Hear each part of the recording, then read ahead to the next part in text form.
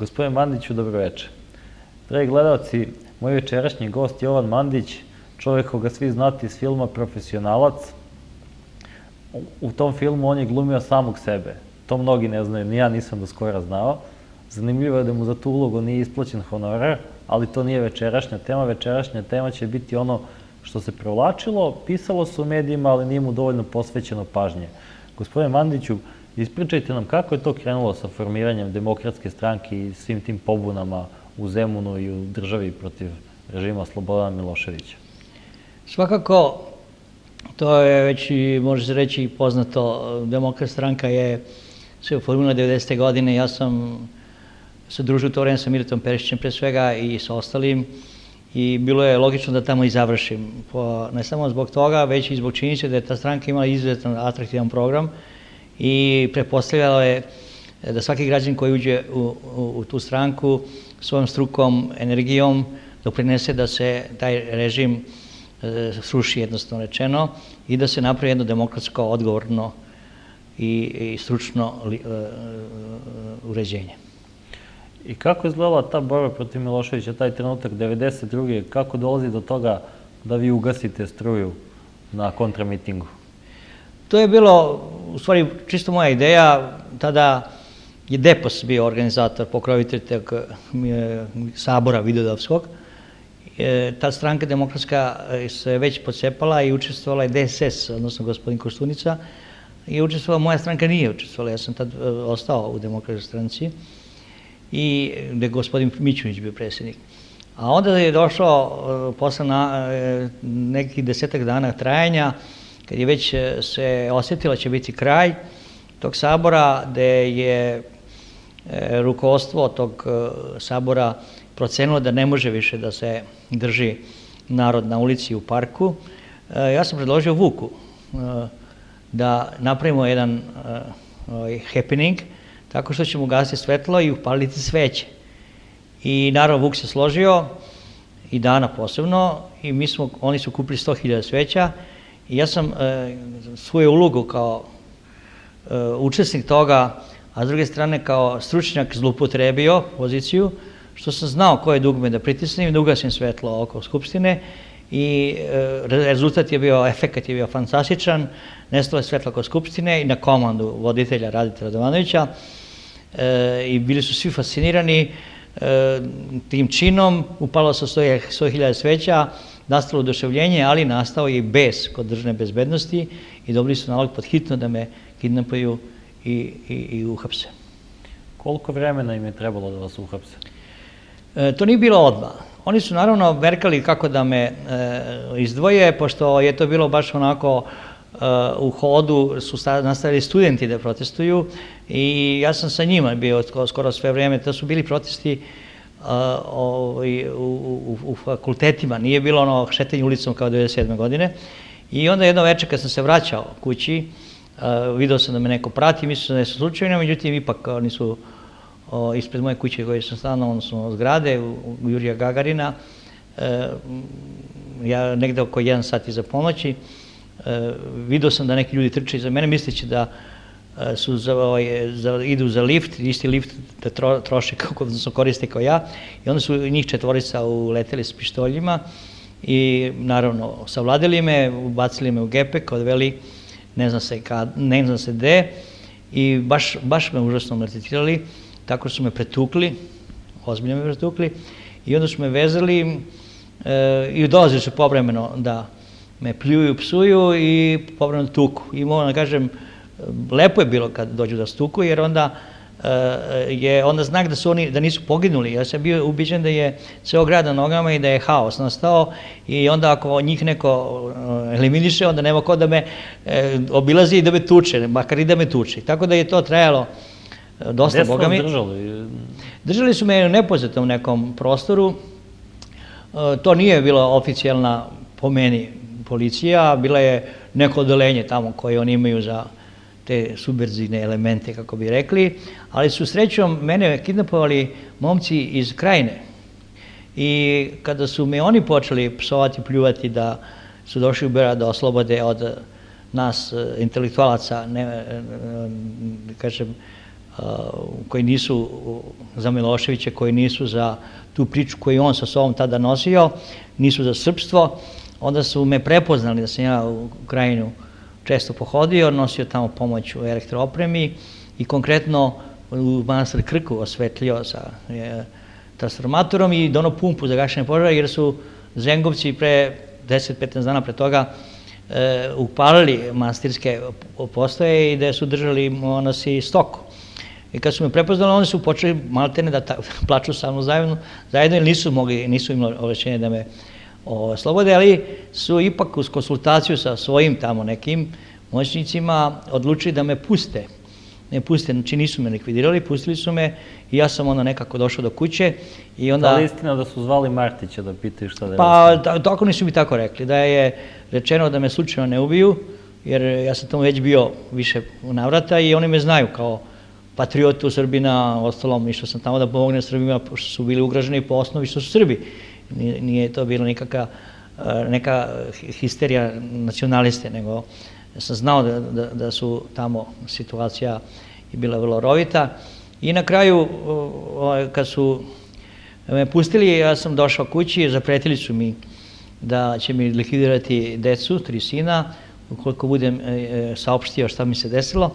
Međutim, opet Vuk je se pojavio kod mene i Drašković naravno i rekao Mandiću, najbolja zaštita, pitaj tvoje prijatelje novinare, je javnost. Znači to što ti prete, oni hoće te uplaše i ja sam onda u Francuskoj 7, koja je bila tada jedna tačaka onako svetlih okupljenja opozicionara, održao konferenciju štampu pred mnoštvom kamera, bilo je preko 30-40 toga, sigurno 80% bilo ovih CNN i ostali i to je objavljeno, tako da stvarno posle toga, moram kažem, mogli su samo da me mrze, nisu me više maltretirali, a i mislim da su neki ljudi, shvatiši da ja nisam to uradio ni zbog druga, nego da kao inženjer svoj protest i građani pre svega izrazim prema režimu koji je bio tako apsolutno rigidan, da su možda i stekli neke simpatije među njima, oni ljudi koji su odlučivali o mojoj sudbini. Sad, recite nam još tih detalja. Držali su vas na nepoznatoj lokaciji, pa se pominje da ste stajali u nekim betonskim cevima, da ste non stop imali vezane ruke, povređeni. Koliko puta ste bili lažno streljani? I kako je to izgledalo? Da, oni su me stvari hteli da ja potpišem da je meni Vuk Drašković dao 200.000 maraka da ja to uradim, da ja to nisam uradio iz ubeđenja. Ja sam rekao, zašto bi Vuk Drašković bio veći patriot od mene, ja sam to uradio u segmentu koji sam pokrivao. Ja sam pokrivao ozvučenje sabora i napajanje zvučnika i osvetljenje reflektora. I onda moram priznam da sam ja ubeđen bio da će me ubiti. I onda sam rekao, pa neću bar da se prodajem. Ako sam bio ubeđen zato što su do te mere sa takvom količinom mržnje me tukli, a tukli su me zato što su bili ubeđeni, su došli u Beograd da očiste Beograd od intelektualaca koji su neposlušni i koji ruše tako jednu sjajnu politiku koju nosi nesrećnih tada. Ja moram kažem, 10 godina nisam njegovo ime pomenuo, sad kad je se upokojio mogu reći, radi se o Milošević naravno, i oni su jednostavno, moram kažem da je to bilo toliko tužno kad su oni svakih par sati možda dolazili, nije tužno, nego bilo je bolno i tuku te. A onda jedan dan, dva ne dolaze. To je opasno. Taj interval, to je mogu da kažem... Šta jedete, šta pijete za to vreme? Pa ne, davali su mi nešto sam ja jeo. To je bilo uglavnom, mi je bila tečnost potrebna, to što sam bio dehidrirao, ali nije to bilo nekako hrana, nije to bilo ništa posebno. Ja se čak uopšte ne ti detalja, ali sećam se detalja ovih, da su oni rekli potpiši, evo i decu ćemo ti likvidirati, potpiši to i budi miran. Ja sam bio ubeđen da sam već, da su oni to uradili. Jer, kažem, tolika količina besa tih ljudi. Znači, vi ste u jednom trenutku poverovali da su vam likvidirali decu? Da. I onda sam ja počeo da civilim i onda su oni mene rekli, on njega ne vrede ništa, ajmo da ga streljamo, i onda su mi izvodili negde tamo. Ali sam ja bio vezan, odnosno vezani očiju. Znači, ja nisam vidio ni njih, niti sam vidio gde sam bio. I onda su jedno 5-6 puta Koliko traje to vremenski dok vas vode na mesto gde vas streljaju? Pa verujte, to čak i nema ni značaj, ali znam da jedno 5-6 puta su me vodili kao streljački vod, pa su čak govorili da to Šešelj me je osudio na smrt, da su četnici srpski zbog izdaje naroda srpskog mene osudili na smrt, da to nije stvar policije, nego da je me Vojvoda, pa onda zovu Vojvodu, navodno, kao što pitaju ga, onda on kaže pucajte, a onda u onom momentu kada vi kažu nišani, on kažu stanite, neko telefonira i tako. Znači, u stvari isprdačili su se i onda sam shvatio da ili me neće ubiti, ili će to uraditi da to neće biti ni značaj, ja neću to ni osjetiti. Znate, kad ste u takvoj poziciji, to nikakav heroizam nije, nikakav. To je jednostavno reakcija čoveka, životinje, koji razmišlja samo o onoj drugoj varijanti, da ja neću da osjeti bol, a kao čovjek razmišljam šta će biti ako moja deca, ako su živa, kako će oni proći u celoj priči i kako će oni živjeti sa tom činjenicom da im je otac ubijen. To je bilo više opterećivalo nego sama moja sudbina. I kažem, nije nikakav heroizam, to je normalna reakcija normalnog čovjeka. Da li su pucali pored vas, vama iznad glave? Ne. Bili je u početku, kad su me ubacili u auto, prislonili su mi bili pištolj pa su opalili. A onda je kao igla zaglavila. Pa onda kaže, daj mi tvoje pištolje. On mi vidi kako bacaju. Pa onda on repetira ga. Pa onda on kaže, i tvoj zaglavlja. Znači, ali to su sve pretpostavljene metode koje se oni koriste. Mislim da to nije ništa novo, da to oni rade sa svim koji kidnapuju. Da ga slome i da uradi to što imaju namjeru. Pa ne dešavaju se ta kidnapovanja baš tako često? Pa mislim da ova politička, hvala Bogu, više ne, ali pretpostavljam da ova druga, ova mafijaška, to pretpostavljam isto to rade ili možda to se kraće traje pošto su oni više ubeđeni da znaju koga su uhvatili i da je presuda ranije doneta.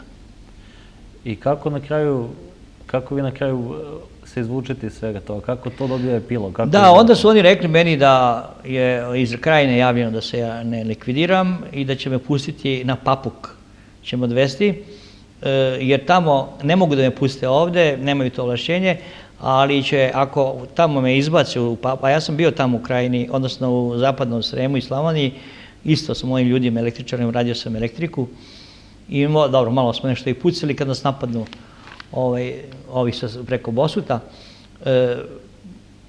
onda su me oni pustili. Ja sam bio ubeđen da smo u Papuku, jer toliko je otprilike vreme, oko 2 sata da su me vozili. I onda sam izašao napolje i oni su rekli klekni i vidio sam čoveka drži pištolj iza moje glave i kleči zajedno sa mnom. I onda sam ja pomerio glavu i vidim i to je da je on ćutim ja.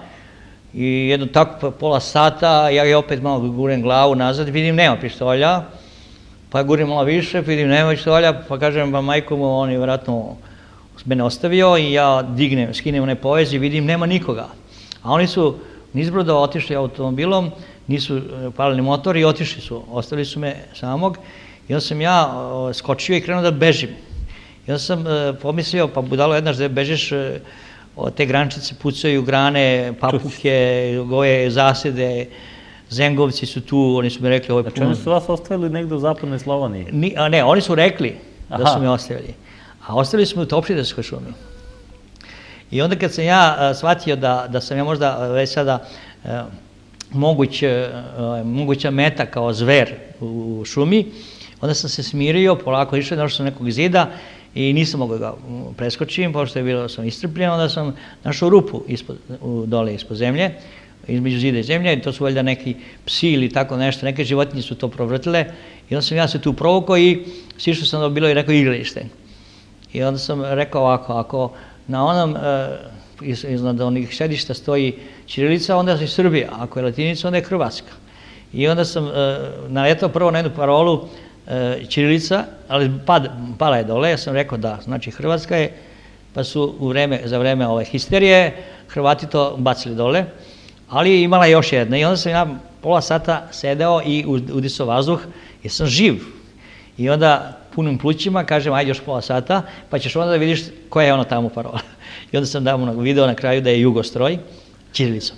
i onda sam shvatio da je Srbija i onda sam skočio, ali onda kako sad objasnim ljudima ako me sretnu onako sad potpuno izubijanog, krvavog, onda sam opet se malo smirio, pa sam otišao u skladište moje elektrodistribucije, čiji sam bio radnik, i tamo sam preskočio ogradu, ne, vikao sam čuvara, a čuvar je par dana na moje insistiranje dobili su oružanje, pošto jedan bio od rukovodilaca, jer su nam mnogo počeli krasti materijal, odnosno SKS kablove, pa su naoružani bili tih dana i onda sam ja htio da ga viknem da on, mene ne pomisli da sam ja lopovi i da me ne upuca sad moj čovek, da je kažem uslovno. I onda, pošto je bila ta želja tolika da ja telefoniram kući, da vidim da li su mi deca pre svega živela, ja sam preskočio ogradu i kad sam uzeo telefon, osjetio sam opet pištolj i onda sam ga molio da ne puca, da sam ja, kaže, ja sam Joca Mandić, nemoj pucaš, ti nemoj da lupaš, ti si lopov, juče si mi odneo 100 metara kabla, ubiću te ko pseto, nemoj pucati. I onda sam ja počeo da mu govorim njegove rukovodioce, pošto sam znao.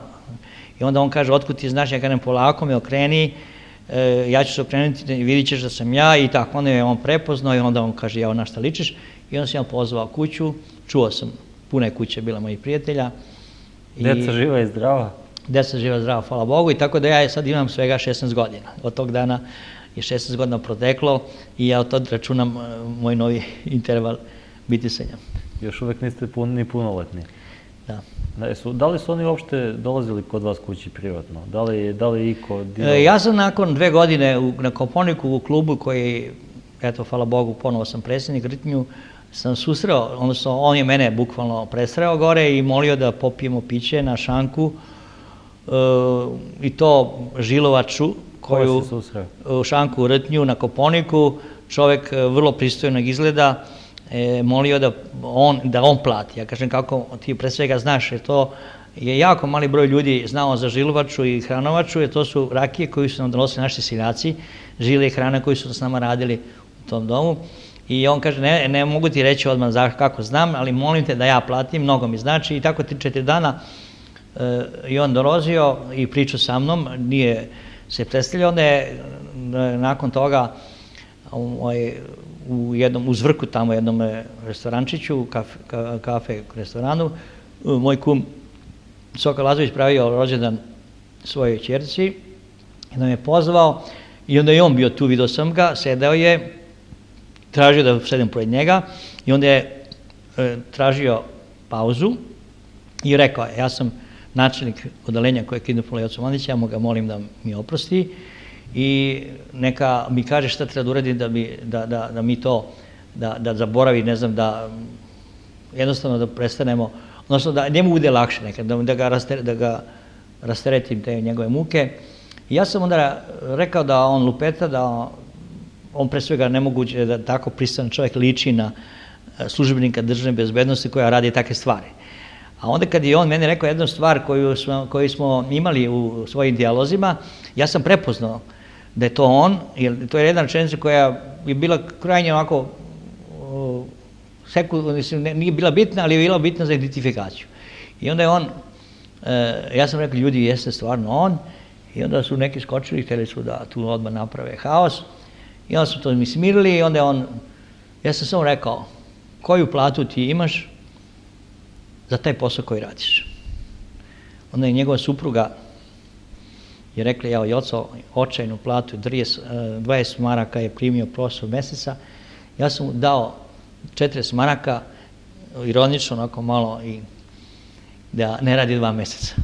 Ali naravno da smini situaciju, jer su ovi bili moji Rtnjevci vrlo vesni i htjeli su obračun, jer su oni stalno pričali, kad nađemo te koji su te kidnapovali, vidjet će oni, i to ne možemo zaboraviti, to ćemo mi da se osjećamo. Međutim, ljudi su radili svoj posao. Ja moram kažem da je on čak bio jedan od onih koji mi je stalno savjetovao da ja to potpišem, da mi to ništa ne znači, a da me puste.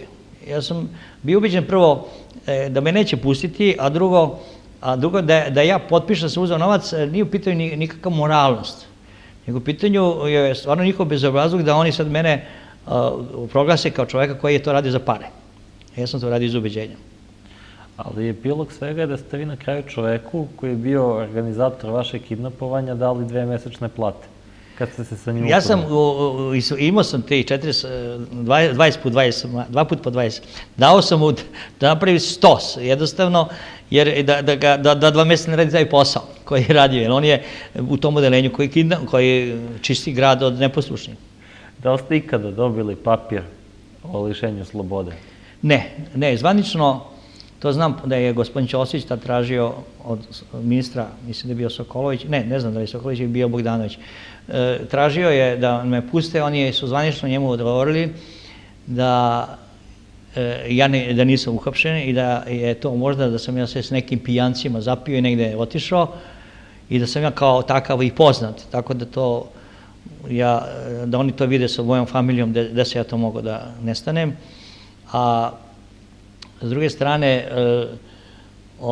ono što moram kažem, nisu oni mogli, to je bilo odelenje koje je bilo van one klasične, kad su me sad 2. oktobra uhapsili 2000. godine, ja sam bio zvanično priveden, da su mi uzeli podatke i ušao sam u zatvor, da su mi napravili zapisnik, lekar me pregledao. Doći ćemo i do toga. Znači, niste dobili nikada papir o lišenju slobode? Ne. Da li ste išli da čitate svoj dosije? Nisam išao, ja ne verujem u njega.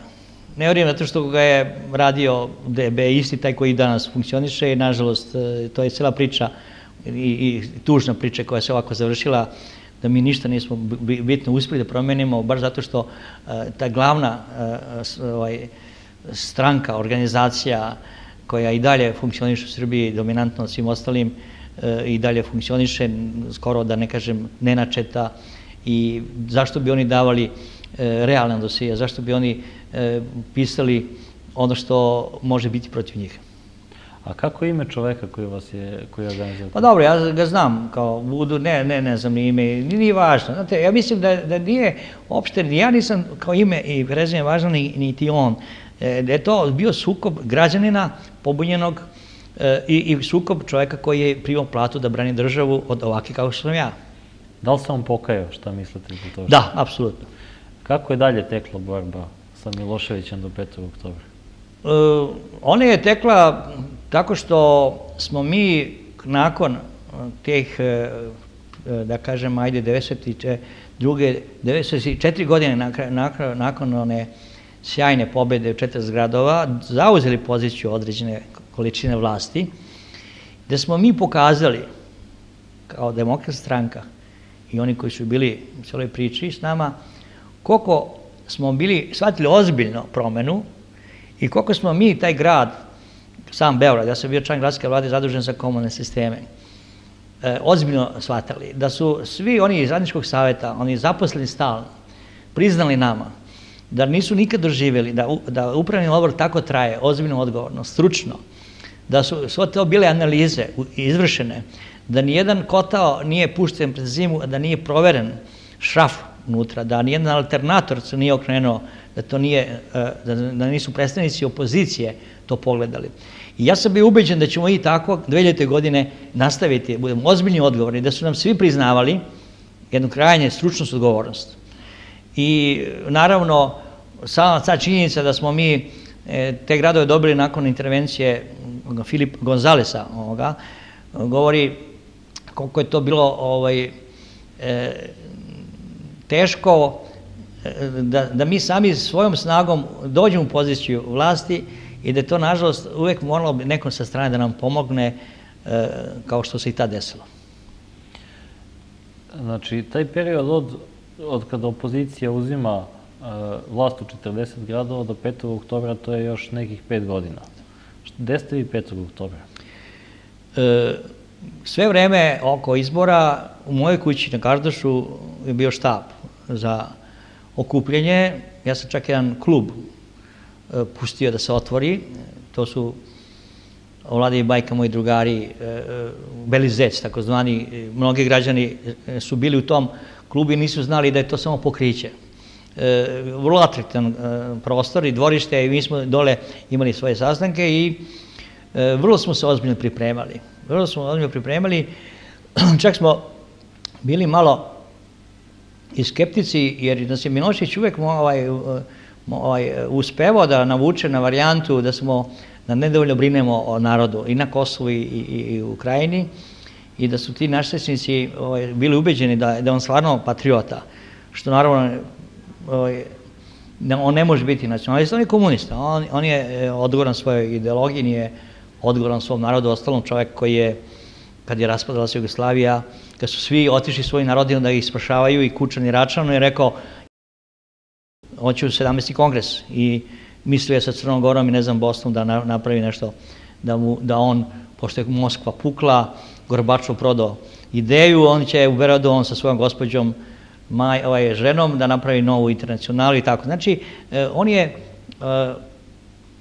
da ne kažem, bio ozbiljan protivnik, samim tim što smo mi bili, odnosno naši lideri, nažalost nisu bili načisto, nisu bili složni i nisu bili, da kažem,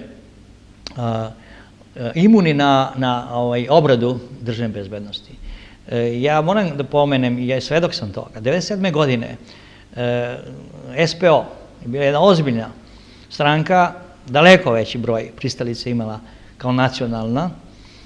Demokratska stranka je dobila nalog državne bezbednosti ja sam član te demokratske stranke, govorim 1997. godine da sam bio član i gradske vlasti, da je organizovala bojkot izbora, da ne bi Vuk pobedio kao nacionalista. Znači, to je odluka državne bezbednosti.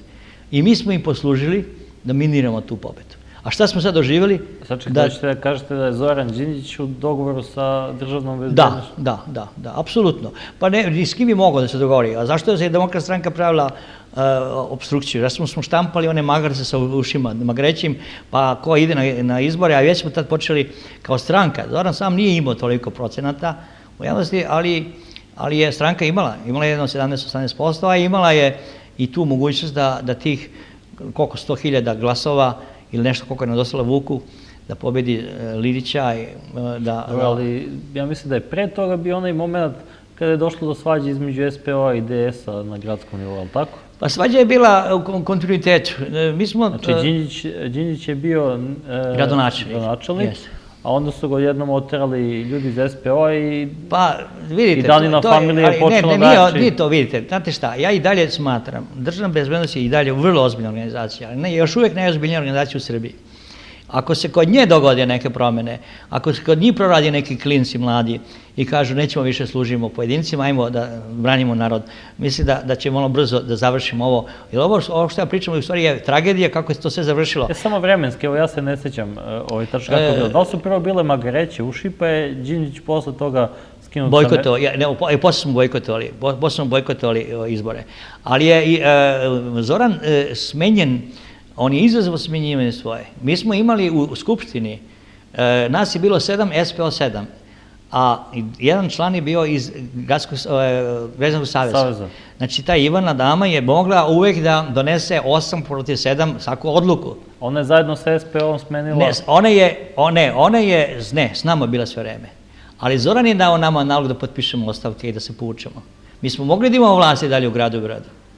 Ali nalog bio državne bezbednosti da to pustimo Vuka da radi sa SPS-om na smeni, da se iskompromituje da bi SPO bio kompromitovan i to se desilo. Evo, SPO, nažalost, u ovom momentu... Znači da je SPO u stvari naseo na nešto što im je bilo spakovano. To je, da li je to samo nasedanje ili ta antagonizam je bio objektivno veliki antagonizam, to je bilo tužno, ali smo mi uspeli narodu Srbije da prijavimo trojku, SPO, GSS i Demokratsku stranku, da idemo zajedno. Koalicija zajedno je zato i pobedila.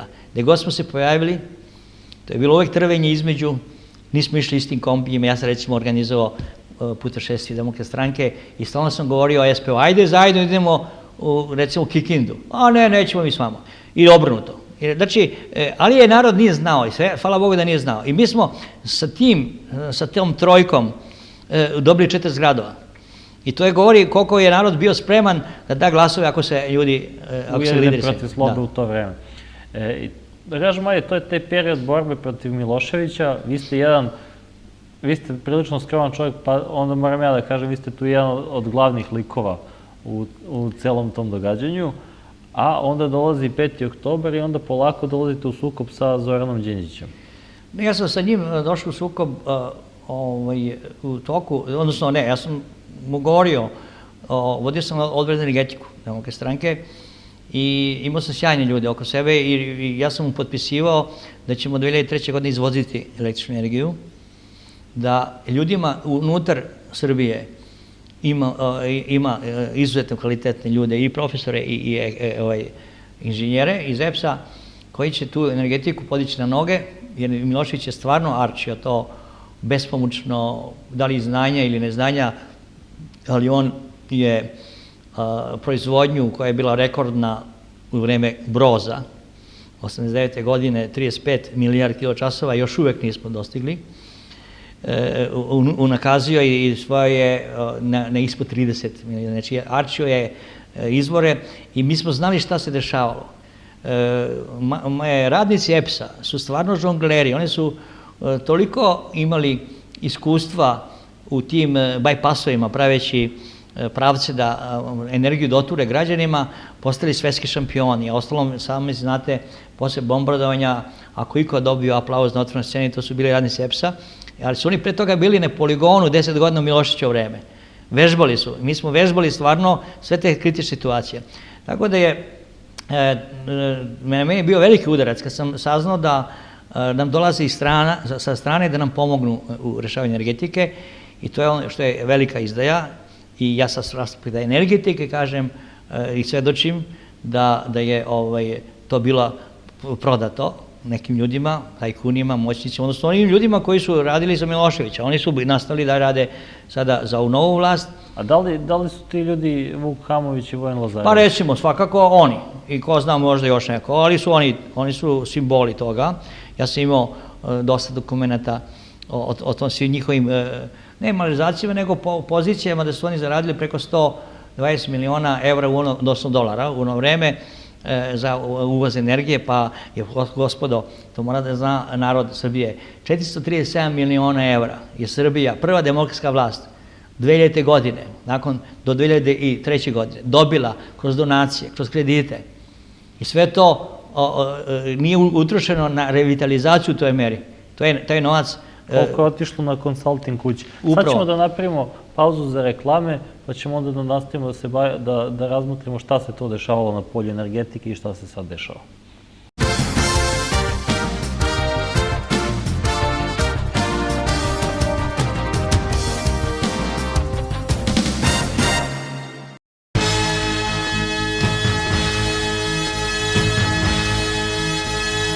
Da stvari dođu na svoje mesto. Nove dnevne novine sa težinom. Pravda. 0900 022 042. Vi pitate, tarot tumač odgovara. Pozovite odmah 0900 022 042 i uz pomoć tajni grčkog tarota rešite sve probleme. Call centar Info Plus Media. Odgovore na sva pitanja dobit ćete od ličnog astrologa 0900 022 042. Ukucajte AST, datum, mesto, vreme rođenja, pitanje i pošaljite na 4140. Vihor Trade je generalni distributer šivaćih mašina marke Bernina, Brother Toyota i ostalih dodatnih pribora i opreme. Specijalizovani su za prodaju mašina za srednju proizvodnju, za opremanje krojačkih salona ili za ličnu upotrebu. U Vihor Trade-u postoji i veliki izbor kompjuterskih mašina za šivenje i za vez. Uz pomoć Vihor Trade-a postanite kreator odeće svoje porodice. Vihor Trade, Balkanska 35 do 39, telefon 011 3620 153.